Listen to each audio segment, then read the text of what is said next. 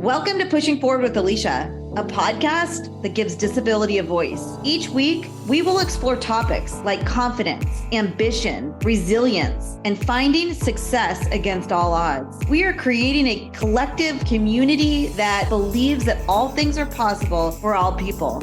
Open hearts, clear paths, let's go.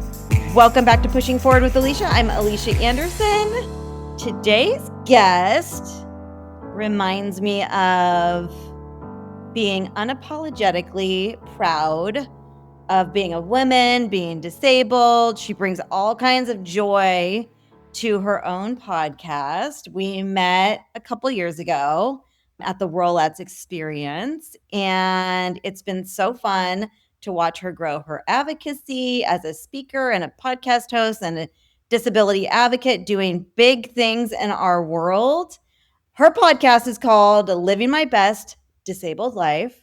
She is an upcoming author of a children's book. We want to hear all about that. Exciting. That's big, huge, amazing. Olivia Murphy, thank you so much for joining the show. It's so nice to see you. Welcome. Thanks for having me. I'm excited for our conversation. I'm so excited. I've really enjoyed, since our paths have crossed, following your platform, seeing all of the big things that you're doing, all of the interesting conversations that you're having with so many different people in our community. It's just been lovely to watch you. You've literally built a brand that talks about living your best disabled life.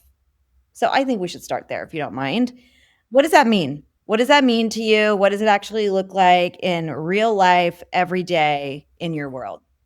I built it from the idea of all the potential that disabled people can have, what kind of careers they can have, what kind of lives they can live.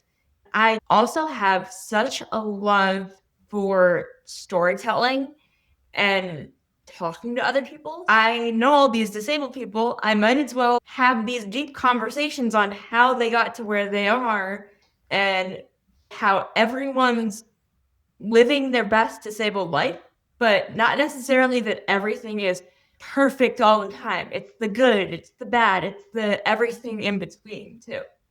The imperfections of the lived experience are oftentimes for me too some of the hardest things, but also where you can pull some of the greatest opportunities out of. So I love that you're focused on it.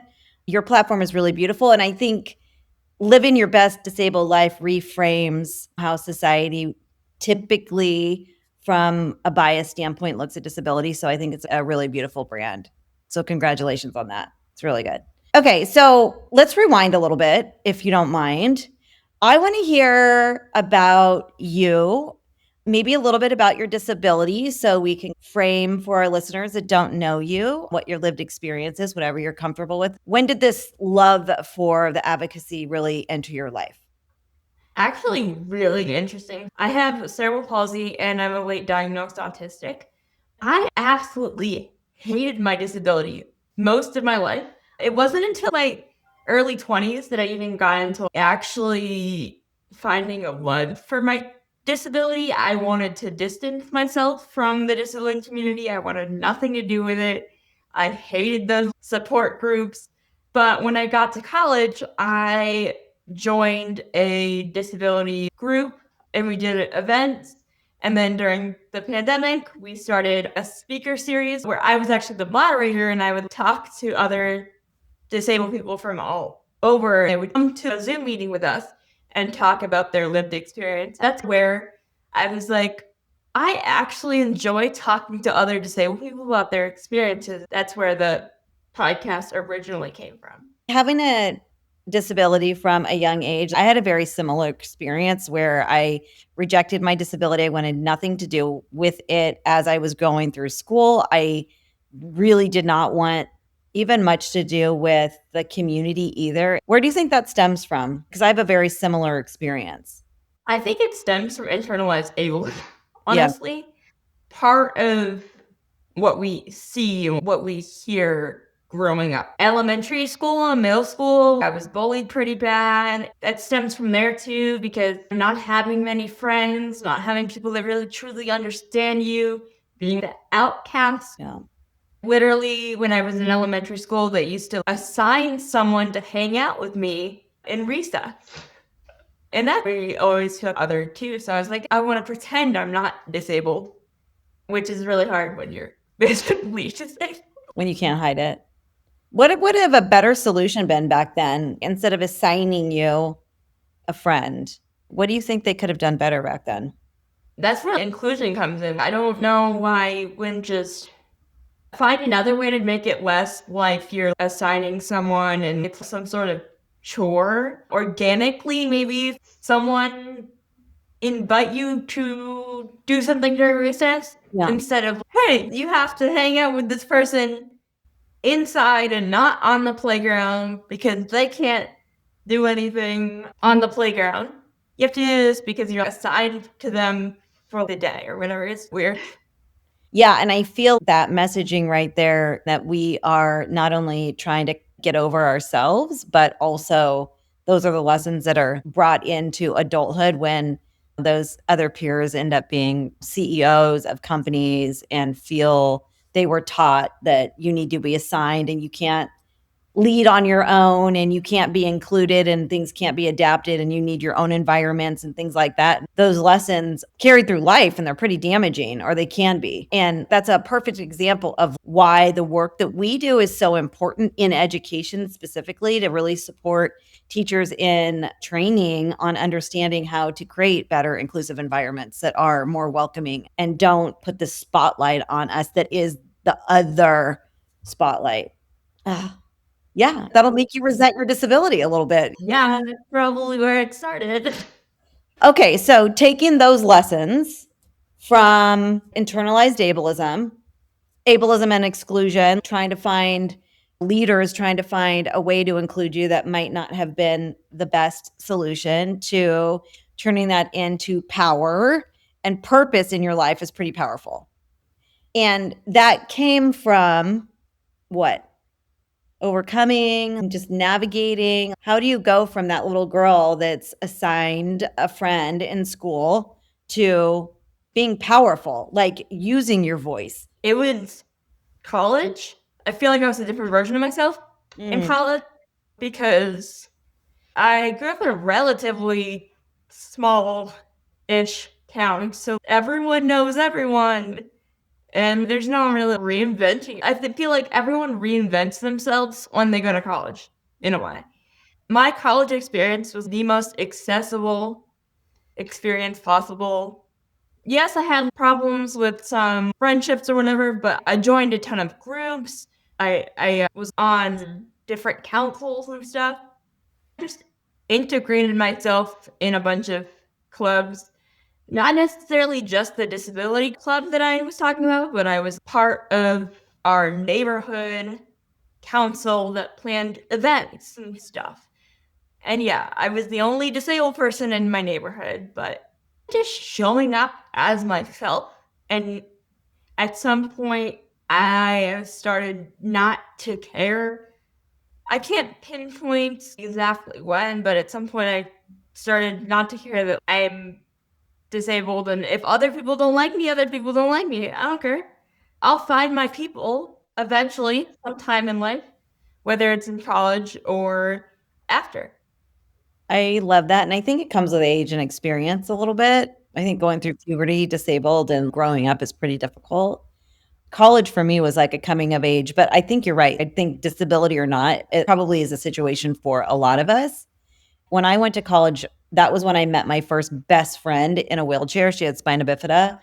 And it was just cool to finally meet somebody my age that you could have the same stories. Oh, I went and bought those shoes and they didn't fit or whatever. And this happened. I'm like, oh, that happened to me. Or, oh, I went on a date with this guy and this thing happened. She'd be like, oh, that happened to me. And I never had those moments of similarity with friends that were that similar until I made a best friend that also had a similar disability. And I think that community piece helps you. It's a coming of age. You feel like, oh, it's not just me. She gets it. Same experience over and over. Did you run into that? Ironically, at this point in my life, I probably have more disabled friends than I do able-bodied friends. I did have some friends who were disabled in college, although we don't really keep in touch anymore. Immediately after I finished college, I joined this group that a friend of mine started in the Tampa Bay area. Every other week, we do different outings. We go out to dinner, we do things like that. Connecting it to what you're talking about with your best friend, that is where I found my people. That is where I found that part of me that's, oh, now I have all these people that ask these questions, or I make comments and they totally understand where I'm coming from. The disability humor, or feeling the challenges of finding things that are accessible, and so on and so forth. Yeah. I love that. We were just talking about this before we came on. That's one of the reasons why I enjoy this podcast so much, because my friendship circle of people with disabilities, all kinds of disabilities, is growing and growing and growing. It makes me feel so much safer in my own skin or something, or braver, or I don't know, just more together. I don't even know how to explain it, but it's really helped me be a braver advocate, honestly, and not be so afraid to use my words and all the things. So that's really awesome. Yeah, I definitely think that the more disabled people you have in your life, not necessarily better off you are, but the less internalized ableism you're going to have, and more understanding of the disability community as a whole you're going to have. Yeah. I would probably say the better off you are. I think that it creates that place where you really do feel like you belong somewhere fully. And that's a hard place to find when you have a disability. Yeah, 100%. Whatever season of life you are in it. Now in my adulthood, not a whole lot will shake me with my disability, but there was a lot of lonely, awkward, strange times that I had to overcome, and I'm sure you've had to too. So it's nice when you can start to peel all that stuff back and just be. But when you have a community around you that feels like your protective layer and there are people that get you, you feel safe to just be. But also no pretending. That's what I love the most about it. That's it. I'm physically disabled, but I'm also neurodivergent. 90% of my friends are also neurodivergent. You don't really have to worry about saying the wrong thing as much, or people not understanding where you're coming from with something. Hey everyone, join me on Saturday, February 28th in Roseville, California for Pride Industries Diamonds of Impact 60th Anniversary Gala. It's a big-hearted red carpet celebration as we honor Tony Kaleo, father of the Americans with Disabilities Act, and we toast 6 decades of inclusion and innovation. Expect high energy, live auctions, phenomenal live music and art by disabled artists, and late night dance parties. And I cannot wait to take the stage all night as the event's MC. Come laugh, cheer, and celebrate with us. Visit prideindustries.com to purchase tickets or secure your sponsorship today.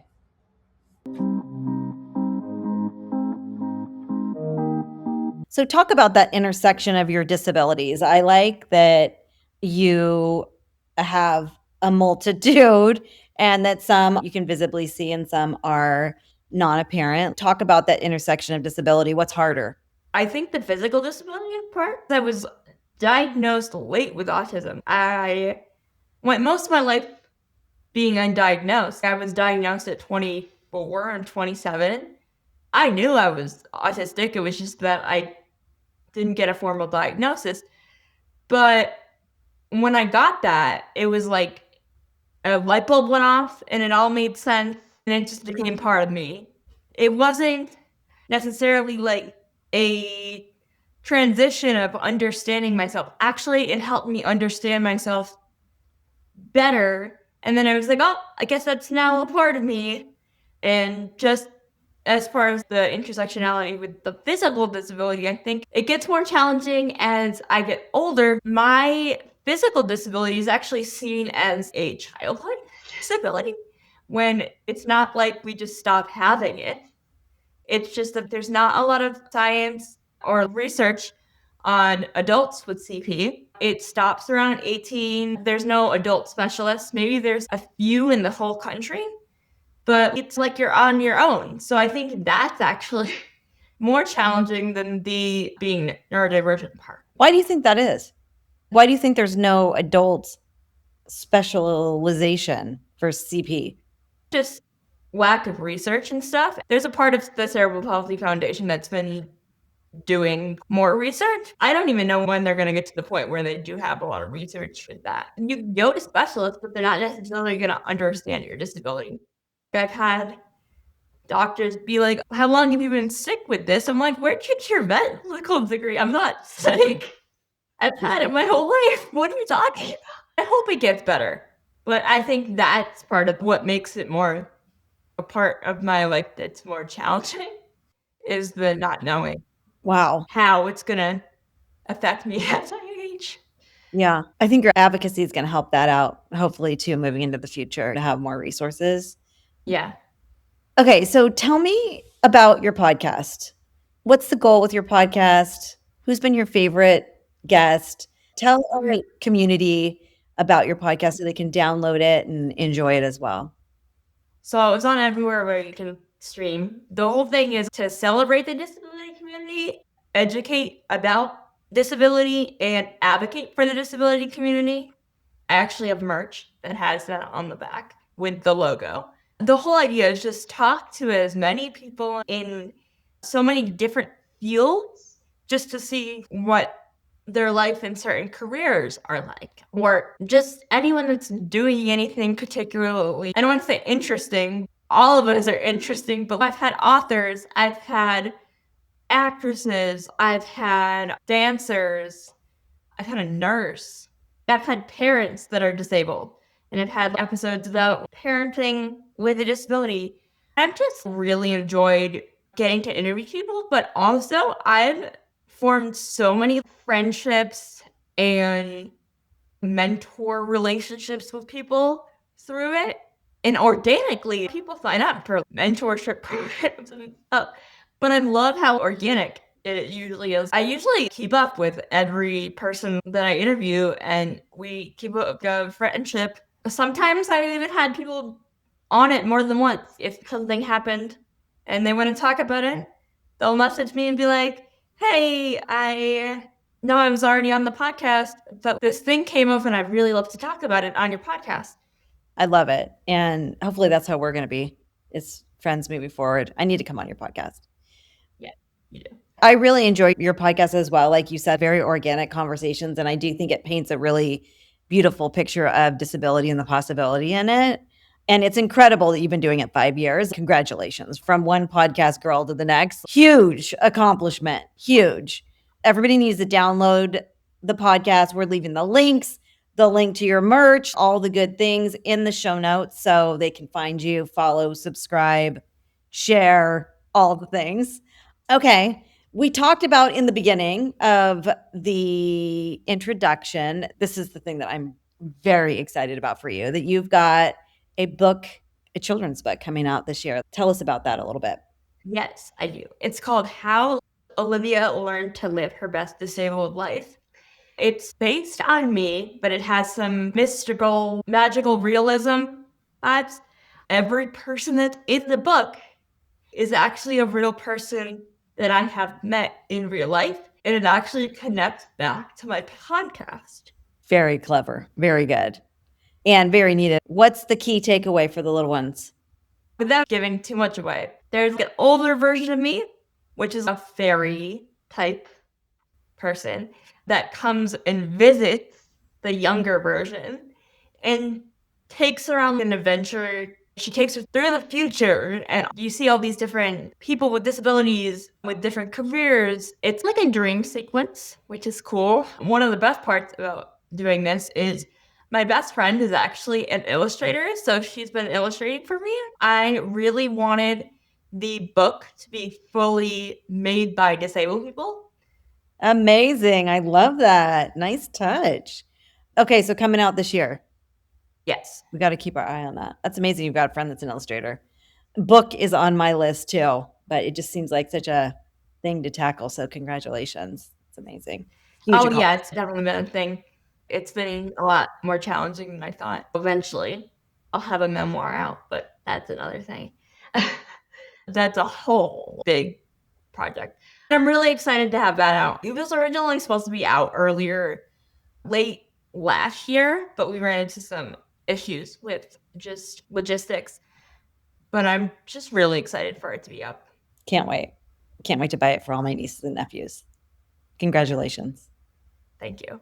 Okay, how about some fun questions? Not that these weren't fun. Okay. A couple of fun questions.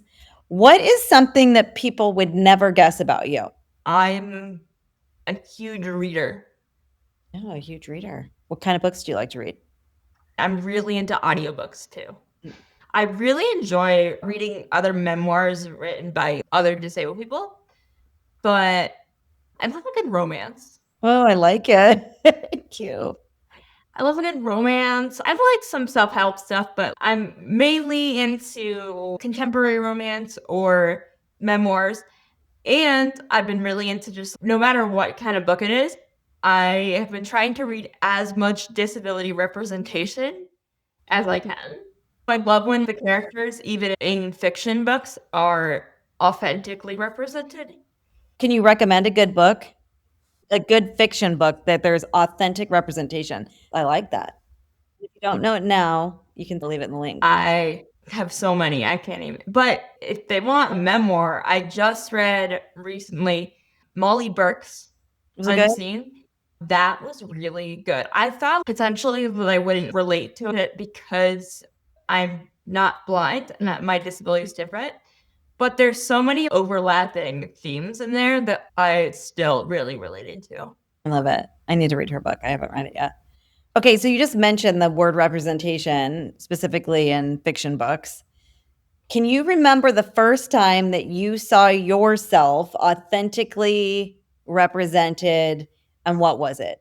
I can't say I have seen myself authentically represented in media that much because I'm multidimensional and I'm not just physically disabled. So typically, I will feel seen when there's a wheelchair user, but a lot of times the wheelchair users are not ambulatory wheelchair users. Or I will feel seen sometimes when there's authentic autistic representation. But a lot of times females aren't represented as much as males. So I can't say a specific time because of the fact that there are parts of things that I've watched or read that remind me of myself, but not necessarily one specific moment.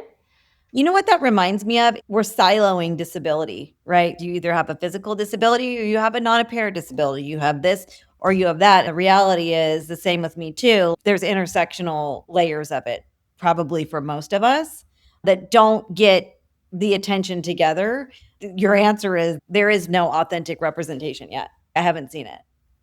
Yeah, I would say some, not necessarily ones that I'm like, oh my God, I see myself in every aspect of this person.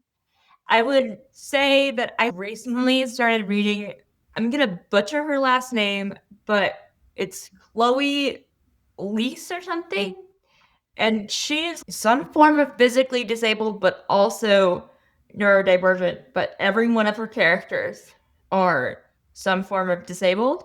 So I've been really into that. I think I see myself in her female main characters in terms of the autism because it's less obvious. Because I think there's a misconception that some people don't seem autistic enough. And I'm one of those people that typically wouldn't be seen as that autistic, which it's a spectrum. Yeah. Did we miss anything? I think we got everything. I'm going to leave all your information in our show notes. So anybody who's out there who wants to book you, to speak, to come on your podcast, to buy your book, to follow you, to do all the things, they'll have access to find you.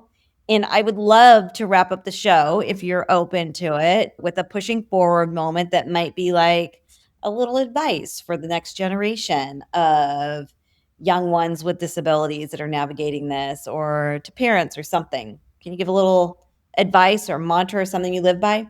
If you want to do something, you can probably find a adaptive way. Don't let your disability stop you, but also don't see it as a barrier. Not saying you have to love your disability all the time.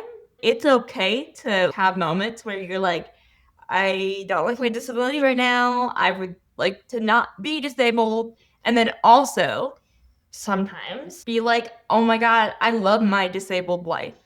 I think I struggle with that sometimes because being an advocate, you feel like you're always on. You always have to be all peppy and, oh yeah, being disabled is great, when in reality, it's not great all the time.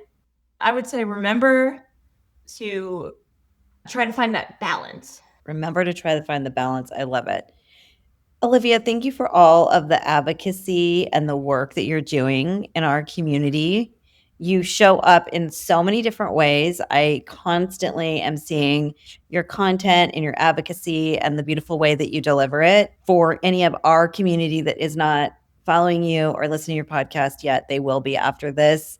I really appreciate you sharing your story on the show, and it was really nice to see you. Thank you so much. Thank you so much for having me. This has been Pushing Forward with Alycia and Olivia, and that is literally how we roll on this podcast. We will definitely see you next week.